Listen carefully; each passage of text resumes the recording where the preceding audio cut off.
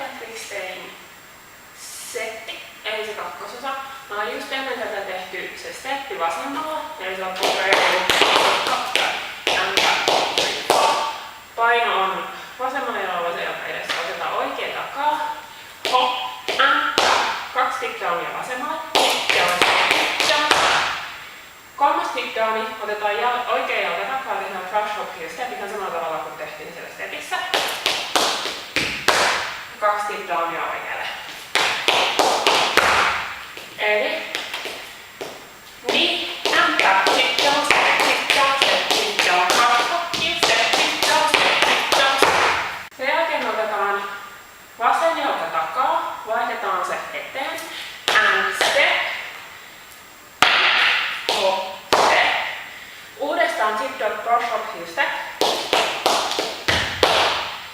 Vanha tuttu reulu hoppa. Ja toisen kerran tick-down, crush hop heel step. Eli tää on pätkä.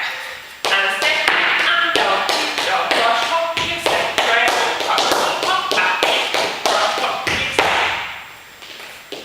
Sen jälkeen tehdään kaksi tippiä oikealle. Tick-down, step, tick-down, step. Vaihdetaan uudestaan vasen jalka. Eteen tehdään sillä step, click, hop, down. And step, down.